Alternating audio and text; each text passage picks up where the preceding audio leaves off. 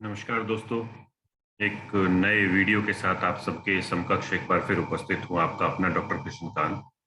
और आपसे एक अनुरोध है कि अगर आपने अभी तक इस चैनल को सब्सक्राइब नहीं किया है तो इसको सब्सक्राइब करें।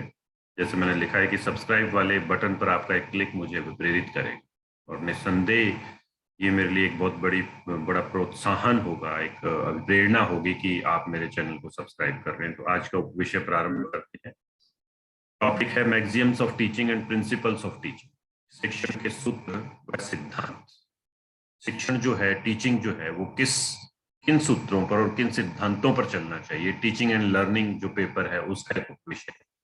प्रारंभ करते हैं। मैक्सिम्स होते क्या है, शिक्षण सूत्र क्या होते हैं। Maxims of teaching refers to the techniques of teaching. शिक्षण के कुछ सिद्धांत प्रविधियां हैं, ये तकनीक है। यूज बाय टीचर, कौन उपयोग में लाता है? अध्यापक उपयोग में लाता है। Simple, the maxims of teaching learning process are some techniques of teaching which a teacher uses during teaching. अध्यापक अपने अध्यापन के दौरान जिन शिक्षण प्रविधियों का प्रयोग करता है उनको हमने मैक्सिम्स ऑफ टीचिंग का नाम दिया। और आए कहां से? अनुसंधान से, लंबे अनुभवों से, और बहुत ज्यादा सोच विचार करके शिक्षाविदों ने कुछ ऐसे सूत्र, कुछ ऐसे सिद्धांत दिए कि अगर इनकी अनुपालना की जाए तो हम शिक्षण को और ज्यादा बेहतर, और ज्यादा आनंददायक, और ज्यादा स्थायी ज्ञान देने वाला बना सकते। These maxims are used by teacher to create a sustained interest and attention of the student in what he she is teaching. इन मैक्सिम्स, इन सूत्रों का पालन करते हुए अध्यापक जो है वो बालक की जो रुचि है, उसका जो अटेंशन, जिसको हम ध्यान, एकाग्रता कहते हैं, अवधान की जो अवस्था है, उसको और ज्यादा बेहतर बनाकर रख सकता है जिस चीज को वो पढ़ रहा है उसके अंदर। Maxim's of teaching motivate the learner and also make teaching learning process effective, fruitful, inspirational and meaningful. Maxim's of teaching जो है वो जो अधिगम करता है उसको अभिप्रेरित करते हैं। जैसे मैंने कहा कि क्लिक वाला बटन दबाएं, मुझे अभी प्रेरणा मिलेगी। बिल्कुल ही अगर ऐसे ही अध्यापक जो है, अगर वो मैक्सिम्स ऑफ टीचिंग का उपयोग करता है तो उससे जो बालक है वो विप्रेरित होगा, जो लर्नर है वो विप्रेरित होगा, और जो टीचिंग लर्निंग की जो प्रक्रिया है, अध्ययन अध्यापन की जो प्रक्रिया है, वो ज्यादा प्रभावी होगी, ज्यादा परिणाम पूर्वक होगी, ज्यादा अभिप्रेरणा वाली होगी और ज्यादा अर्थपूर्ण। Without using the proper use of maxim, a teacher cannot teach effectively.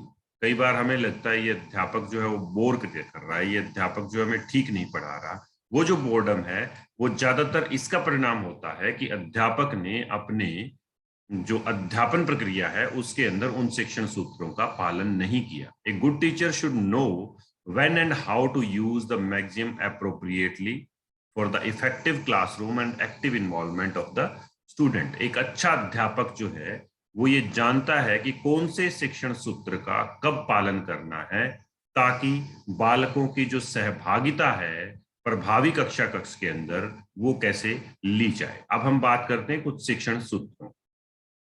पहला है फ्रॉम नोन टू अननोन, ज्ञात से अज्ञात की ओर। एक सामान्य धारणा है कि जो चीज हमें आती है, जिस चीज का हमें पता है, वो चीज जो है वो हमें ज्यादा ज्ञान देती है, हम उसके ऊपर ज्यादा विश्वास करते हैं और उसके आधार पर हम क्या कर सकते हैं, नवीन ज्ञान तक जा सकते हैं। इसलिए जो पहले बच्चे को हमने सर्व करना है, प्रारंभ करना है, टीचिंग को जो इनिशिएट करना है, अध्ययन अध्यापन की प्रक्रिया को जो प्रारंभ करना है, वो ज्ञात से लेकर जाता है। ज्ञात जो ज्ञान है वो ऐसी खूंटी है, वो एक ऐसा हैंगर है जिस पर हम अज्ञात ज्ञान के बैग को टांग सकते हैं। परंतु अगर आप ज्ञात ज्ञान से नहीं लेंगे, नॉन नॉलेज से नहीं चलेंगे, तो आप अननोन नॉलेज की तरफ बच्चे को नहीं लेकर जा सकते। क्योंकि अगर आपने कक्षा में पहले ही अननोन नॉलेज से प्रारंभ कर दिया तो बच्चे की जो अटेंशन है वो नहीं बनकर रह पाएगी, क्योंकि वो उससे अपने पुराने ज्ञान को सुमेलित नहीं कर पा रहा। तो प्रारंभ में पहले हमें ज्ञात ज्ञान से अज्ञात ज्ञान की ओर जाना चाहिए। दूसरा है फ्रॉम डेफिनेट टू इनडेफिनेट, निश्चित से अनिश्चित की ओर। ये क्या कहता है कि हमें पहले जो बच्चों को चीज पढ़ानी है वो क्या पढ़ानी है, जो बच्चे को पता है, जो बच्चा जानता है। क्यों? क्योंकि उसका विश्वास है उसमें। उसके बाद उसको जो अनिश्चित चीजें हैं, जो उसने नहीं देखी, जो उसने नहीं महसूस की, जो उसने नहीं अनुभव किया, उन चीजों का ज्ञान उसको दिया जा सकता है। और वो सिमिलर ऊपर वाले की तरह, अगर आप पहले अनिश्चित चीजें बताने लग जाएंगे तो फिर समस्या हो जाए। तीसरा है फ्रॉम सिंपल टू कॉम्प्लेक्स, सरल से जटिल की ओर। सरल से जटिल की ओर का क्या कहना चाहता है कि जो टीचर है वो फर्स्ट हैंड प्रेजेंटेशन जो आपकी है, पहले पहल की जो आपकी प्रस्तुति है पढ़ाने के दौरान, वो सरल होनी चाहिए। और इससे क्या होगा, बच्चा सरल जब आप चीज बताओगे, बच्चा आपके अध्यापन की प्रक्रिया के अंदर इंटरेस्ट लेगा, और इंटरेस्ट लेते लेते हुए धीरे धीरे आप उसको ग्रेजुअली उसको क्या करोगे, आप थोड़ा सा कॉम्प्लेक्स मैटर की तरफ लेकर जा सकते। और अगर आप जब सरल चीजें पढ़ाते हैं, उससे बच्चे के अंदर अभिप्रेरणा आती है, वो एनकरेज फील करता है, वो कॉन्फिडेंट होता है, और इस एनकरेजमेंट और इस कॉन्फिडेंस के बेस पर आप उसको रेपिटिशन करवाते हुए जो जटिल मैटर है, जिसको आप कॉम्प्लेक्स मैटर कहते हैं, उसका ज्ञान करवा सकते हैं। तो इस शिक्षण सूत्र का बहुत हमें पालन करना चाहिए। नेक्स्ट है फ्रॉम कॉन्क्रीट टू एब्स्ट्रैक्ट। ये कहता है कि कॉन्क्रीट चीजें कौन सी है। कॉन्क्रीट चीजें वो हैं जिनको हमने अपनी 5 सेंसेस से फील किया है, महसूस किया है, टच किया है, वो चीजें। परंतु एब्स्ट्रैक्ट चीजें कौन सी हैं, जो हमारे सामने नहीं, अमूर्त है, जिनको हम सिर्फ क्या कर सकते हैं, इमेजिन कर सकते हैं, जिनकी कल्पना कर सकते हैं।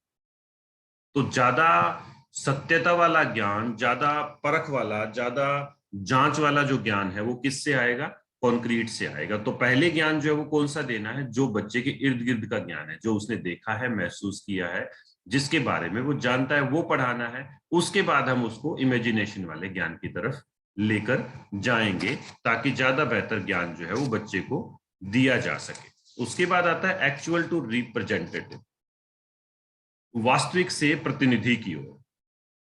वास्तविक क्या है? वास्तविक वो है एक्चुअल ऑब्जेक्ट्स, बच्चे को दिखाए जाने चाहिए जो कक्षा में है, जो कॉन्क्रीट है हमारे पास, जो हमारे पास मूर्त रूप में उपलब्ध है। और विशेष तौर पर जो छोटी कक्षाएं होती हैं, उसके अंदर इस शिक्षण सूत्र का अवश्य पालन किया जाना चाहिए। जैसे तस्वीरें दिखाकर, मॉडल दिखाकर हम उनको ज्ञान देना प्रारंभ करें, और फिर उनको रिप्रेजेंटेटिव की तरफ लेकर जाएं।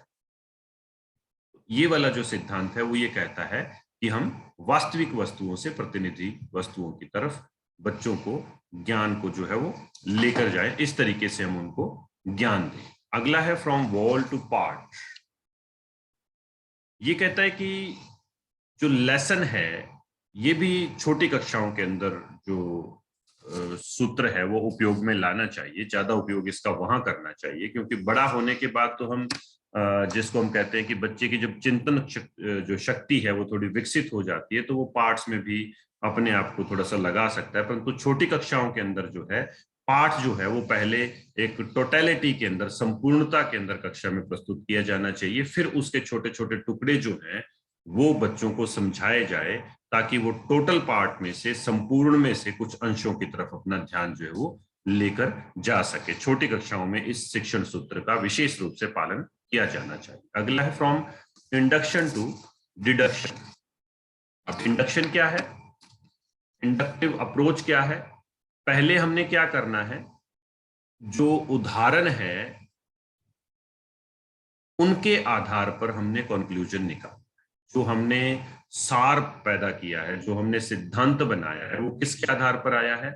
हमने पहले कई सारे उदाहरण दिए, और उदाहरण देने के बाद अगर हम बच्चों को सिद्धांत की तरफ लेकर जाते हैं, हम एक नियम बनाना सिखाते हैं, तो वो ज्यादा प्रभावी होता है।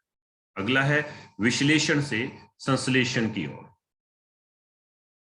ये कहता है कि जो भी चीज हम पढ़ा रहे हैं बच्चों को, एनालाइज का मतलब क्या है? एनालाइज का मतलब है breaking a problem into its convenient parts. और सिंथेसिस क्या है? Synthesis means grouping of these separated parts into one complex वो कंप्लीट वॉल। पहले हमने क्या करना है, एक संपूर्ण वस्तु को छोटे छोटे टुकड़ों में बांट लेना है। अब उन छोटे छोटे टुकड़ों को समझ लेना है और समझने के बाद फिर उस अलग अलग टुकड़ों में समझे हुए ज्ञान को हमने एकजुट कर कर एक जो ज्ञान है वो बना लेना है। तो ये वाली जो चीज है ये क्या कहती है, एनालिसिस टू सिंथेसिस है। हमने पहले ज्ञान को छोटे छोटे टुकड़ों में बच्चों को समझाने की कोशिश करनी है और फिर उसको टोटलिटी में एक मीनिंग की तरफ लेकर जाना है। अगला है from empirical to rational. Empirical knowledge क्या है? जो हमारी फर्स्ट हैंड नॉलेज, जो हमारा पहला अनुभव है, जो हमारी ऑब्जर्वेशन है। तो जो हम देखते हैं, जो हम महसूस करते हैं, जो हम अनुभव करते हैं, वो जो सारी चीजें हैं वो क्या है? हमारी एम्पिरिकल नॉलेज। और तर्कसंगत नॉलेज कौन सी है? जो हमने आर्गुमेंट से या एक्सप्लेनेशन से गेन करी है। तो आर्गुमेंट और जो एक्सप्लेनेशन है वो एक अलग अवस्था है। पहली अवस्था क्या है? पहली अवस्था आपकी है वो जो आपने देखा, जो आपने महसूस किया, जो आपने अनुभव किया। तो हमें अनुभव वाली चीजों से तर्क की तरफ लेकर जाना है कि मेरे को तो ऐसा ऐसा महसूस हुआ था और उस आधार पर 10 12 15 बार ऐसा मुझे महसूस हुआ, तो उस आधार पर मैं ये कह सकता हूं कि ऐसा होता है। और अगला है फ्रॉम साइकोलॉजिकल टू लॉजिकल, मनोवैज्ञानिक से तार्किकता की ओर। जब टीचर टीच करता है तो उसे कुछ चीजें ध्यान में रखनी चाहिए और वो क्या होती है? Interest, aptitudes, capacities, development level of the child. ये सारी चीजें क्या है? मनोविज्ञान के आधार है। बच्चे की रुचि क्या है, बच्चे की अभिवृत्ति क्या है, बच्चे की योग्यताएं क्या है और बच्चे के विकास का जो स्तर है वो कैसा है। अगर इन चीजों को आप ध्यान में रखोगे और इसके आधार पर जब आप अपने सब्जेक्ट मैटर को तार्किक रूप से अरेंज करके पढ़ाओगे तो वो हमारा शिक्षण सूत्र जो है उसका पालन होगा, जिसको हम कहते हैं साइकोलॉजिकल टू लॉजिकल। तो ये कुछ शिक्षण सूत्र थे। पहला था ज्ञात से अज्ञात की ओर, दूसरा था निश्चित से अनिश्चित की ओर, तीसरा था सरल से जटिल की ओर, चौथा मूर्त से अमूर्त की ओर, पांचवा वास्तविक से प्रतिनिधि की ओर, छठा विशेष से सामान्य की ओर, सातवां संपूर्ण से अंश की ओर, आठवां आगमन से निगमन की ओर, नौवां था विश्लेषण से संश्लेषण की ओर, 10वां अनुभव जन्य से तर्क संगत जिसको हम एम्पिरिकल टू रैशनल कहते हैं, और लास्ट था साइकोलॉजिकल टू लॉजिकल, मनोवैज्ञानिक से तार्किक। अब हम बढ़ते हैं कुछ सिद्धांतों। सिद्धांत क्या? Teaching is a complex multi-faceted activity often requiring us and instructors to judge multiple tasks and goals simultaneously and flexibly। शिक्षण जो है वो जटिल कार्य बताया गया है कि जो इंस्ट्रक्टर है जो सूचना दे रहा है उसको साइमल्टेनियसली कुछ गोल्स या जो टास्क हैं उनको फ्लेक्सिबली एक दूसरे से मिलाते हुए आगे बढ़ना है। The following small but powerful set of principles can make teaching both more effective and more efficient. अगर आप कुछ सिद्धांतों की अनुपालना करते हैं तो उससे आपका जो शिक्षण कार्य है वो ज्यादा प्रभावी होता है। By helping us create the conditions that support student learning and minimizing the need for revising material, content and policies। और इसमें वो किस में सहायता करता है हमें कि बच्चों की जो लर्निंग है वो ज्यादा अच्छी होती है, उनका जो मटेरियल जो पढ़ा रहे हैं उसको वो ज्यादा बेहतर तरीके से रिवाइज कर सकते हैं, कंटेंट को और policies. While implementing these principles require a commitment in time and effort। जब हम इन प्रिंसिपल सिद्धांत की बात करते हैं तो हमें समय और प्रयासों की आवश्यकता रहती है। It often saves time and energy later on. और एक बार आपने अगर इनको उपयोग करना सीख लिया तो आपका समय और ऊर्जा दोनों बचाएंगे। दो हिस्सों में इसको बांटा गया है। पहला है जनरल प्रिंसिपल्स ऑफ टीचिंग और दूसरा है साइकोलॉजिकल प्रिंसिपल्स ऑफ टीचिंग। शिक्षण के सामान्य सिद्धांत और शिक्षण के मनोवैज्ञानिक सिद्धांत। अब बात करते हैं जनरल प्रिंसिपल्स ऑफ टीचिंग। सामान्य सिद्धांत कौन से? पहला है principle of definiteness of goals और ऑब्जेक्टिव्स। लक्ष्य व उद्देश्यों की सुनिश्चितता का सिद्धांत। जिस चीज में आप जितने ज्यादा फोकस्ड होंगे, आपको पता होगा मैंने ये करना है, मैंने उस दिशा में जाना है, मैंने अब ये करना है, वो उतना ही बेहतर काम हो। वो ऐसा ही है, आप अपने लक्ष्य और उद्देश्य निर्धारित करें कि मैं कक्षा में क्या पढ़ाना चाहता हूं, मैं क्यों गया, और जब मैं बाहर आऊंगा तो मैं बच्चों को क्या देकर आऊंगा, बच्चे क्या करने में सक्षम हो जाएंगे। ये जितना ज्यादा सुनिश्चित होगा, जितना ज्यादा डेफिनेट होगा, उतनी ही ज्यादा बेहतर जो शिक्षण है वो होगा। अगर ये सुनिश्चित नहीं होंगे तो कक्षा में क्या पढ़ाया गया, बच्चों को भी लगेगा कि क्या पढ़ा गए सर, और जो सर है वो भी फील करेंगे कि पता नहीं क्या पढ़ा कर आया हूं, तो ये सुनिश्चितता होनी चाहिए। दूसरा principle of planning, well planning is half done. एक कोट है कि अच्छी योजना आधी सफलता के बराबर है। तो जितनी ज्यादा बेहतर आपका नियोजन होगा शिक्षण से पहले, जिसको हम लेसन प्लानिंग कह सकते हैं, और रिटर्न में होना चाहिए मेरे अकॉर्डिंग, कि जो प्लानिंग है वो आप रिटर्न में करें, ताकि ज्यादा बेहतर तरीके से आप कक्षा के अंदर उसका प्रस्तुतिकरण कर सकें। नियोजन का सिद्धांत ये कहता है कि हमें टीचिंग में, कक्षा में जाने से पहले, इंटरेक्शन से पहले हमें प्लानिंग करनी चाहिए। तीसरा है principle of flexibility and elasticity, लोचशीलता का सिद्धांत। मैंने योजना बना ली, अब योजना में मैंने मेथड्स, इवेल्युएशन, क्वेश्चंस, टीचर जो इंटरेक्शन है और स्टूडेंट इंटरेक्शन है उनको निर्धारित कर लिया, परंतु कक्षा में जाते परिस्थितियां थोड़ी सी बदल गई तो मेरे को ये सिद्धांत अपनाना पड़े। अब कुछ मेथड हो सकते हैं वो छोड़ने पड़ सकते हैं, मेरे को इवेल्युएशन की टेक्निक बदलनी पड़ सकती है, मुझे जो इंटरेक्शन मैंने डिसाइड किया था ये बच्चा कर रहा है, ये अध्यापक कर रहा है, वो बदलना पड़ सकता है। तो लोचशीलता है, जब परिवर्तन की आवश्यकता है उसमें परिवर्तन किया जाना चाहिए। नेक्स्ट है principle of utilising past experiences, पूर्व अनुभवों के उपयोग का सिद्धांत। जैसे हमने अभी पढ़ा कि जो बच्चे को ज्ञात है उससे अगर हम अज्ञात की तरफ लेकर जाएंगे तो बच्चे का ज्ञान ज्यादा अच्छा होगा। तो बच्चे के पूर्व अनुभवों का उपयोग करते हुए उसके शिक्षण का, उसको आधार बनाकर उसके पूर्व अनुभवों को फिर ही हमें आगे बढ़ना चाहिए, ताकि उस पर हम एक नवीन ज्ञान की इमारत का निर्माण कर सकें। अगला है प्रिंसिपल ऑफ चाइल्ड सेंटर्डनेस, बाल केंद्रितता का सिद्धांत। ये बड़ा अनिवार्य है, भारतीय कक्षा कक्ष में अब तक ये दूर है ये चीज, क्योंकि अध्यापक जो है अब भी सेंटर में। पढ़ाना किसके लिए है? बच्चे के लिए। पढ़ाना क्यों है? ताकि बालक के व्यवहार में परिवर्तन आ पाए, बालक के व्यक्तित्व का विकास हो पाए। तो हमें ध्यान में क्या रखना है? बालक को ध्यान में रखना है। जो भी चीजें आप सुनिश्चित करें, आपके लक्ष्य, आपके उद्देश्य, आपकी विधियां, आपके टीचिंग एड्स, आपके डायलॉग डिलीवरी, वो सारी बालक को ध्यान में रखते हुए ही तैयार करनी चाहिए, ये सिद्धांत कहता है। अगला है principle of making provision for individual differences, व्यक्तिक विभिन्नता के लिए प्रावधान करने का सिद्धांत। आपकी जो कक्षा है जिसमें 25, 30, 40 बच्चे बैठे हैं, वो एक छोटा समाज है। अलग अलग तरह के लिंग हैं, अलग अलग तरह की सामाजिक स्थिति के लोग हैं, अलग अलग तरह के आर्थिक स्थिति के लोग हैं, अलग अलग आईक्यू लेवल है, अलग अलग सोचना है, अलग अलग अनुभव है।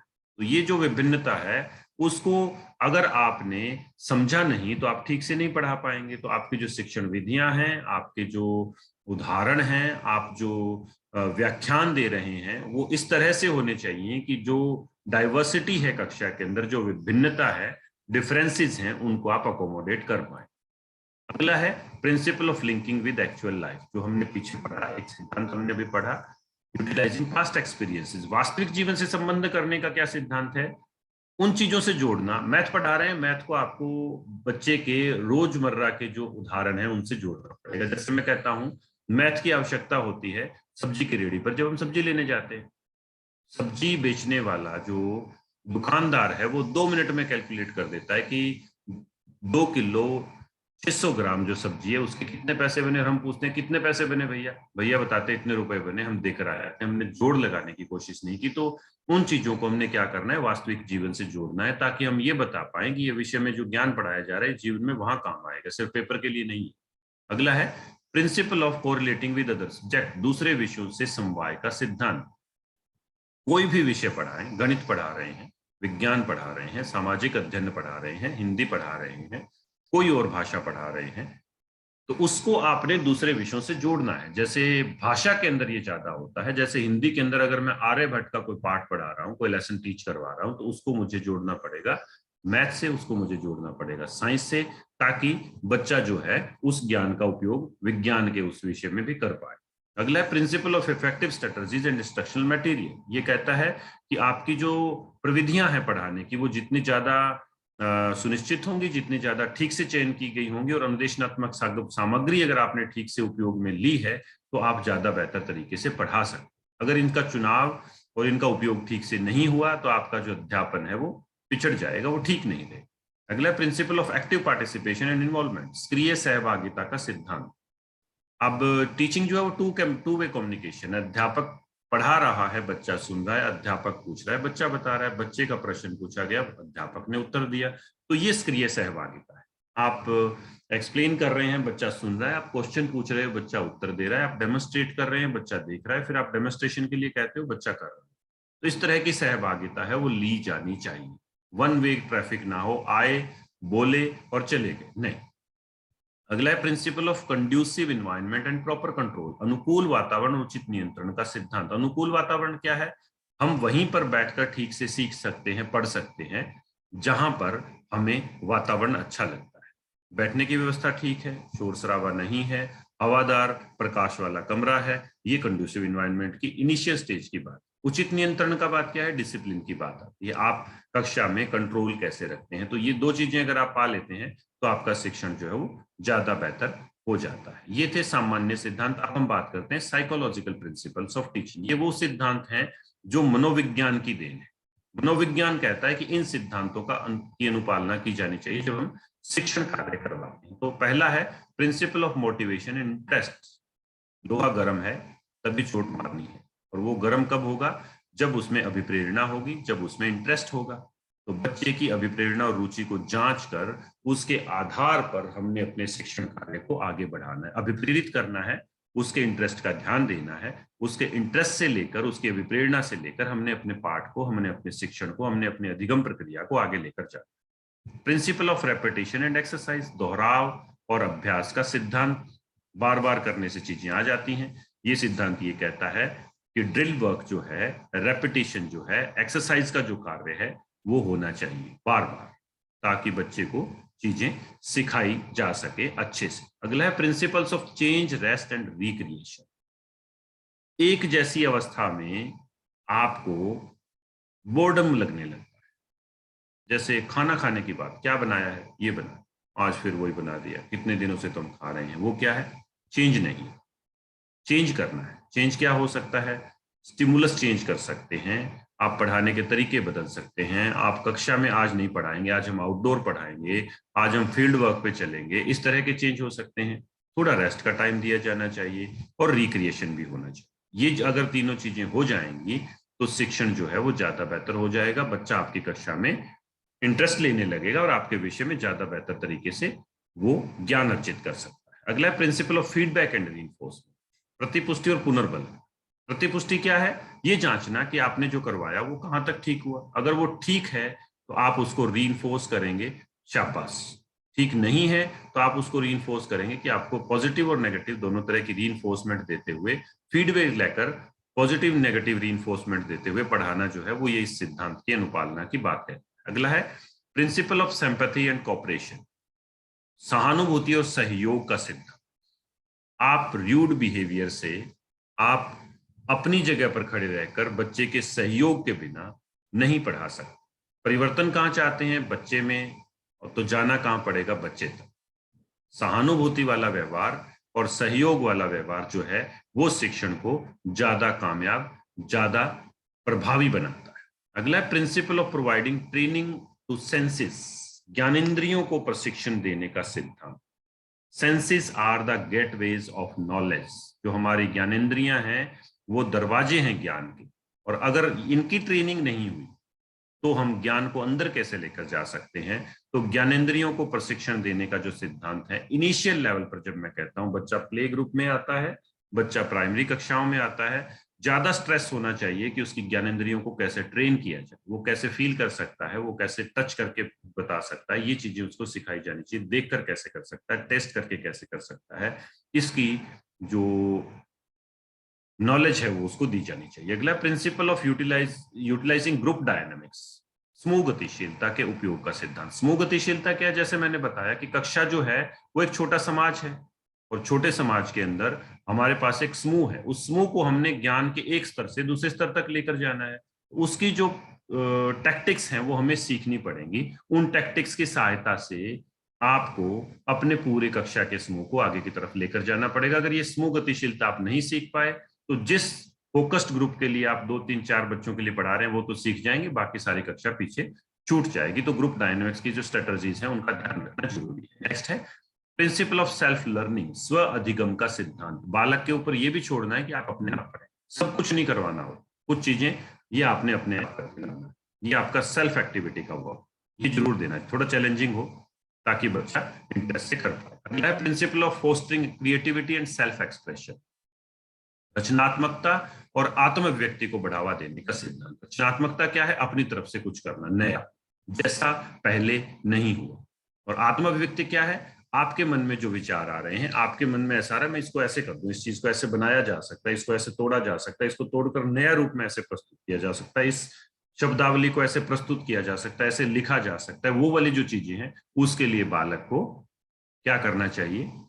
प्रोत्साहित करना चाहिए। और इसके लिए क्या करना पड़ेगा? तनावपूर्ण वातावरण में ये दोनों चीजें पैदा नहीं होंगी।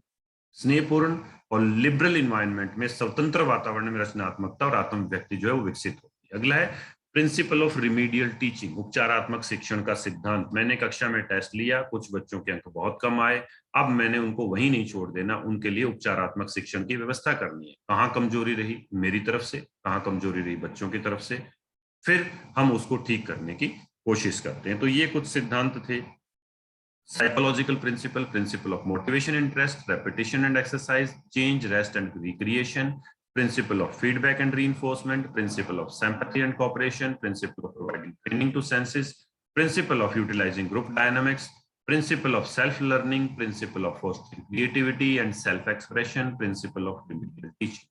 आशा करता हूं मैक्सिम्स ऑफ टीचिंग और प्रिंसिपल्स ऑफ टीचिंग समझ आए, आप अपने शिक्षण में इनका उपयोग करें ताकि आप एक बहुत ही प्रभावी अध्यापक या अध्यापिका बन पाए। Thank you so much. जुड़े रहिए, पढ़ते रहिए, बढ़ते रहिए। आपका अपना डॉक्टर कृष्ण।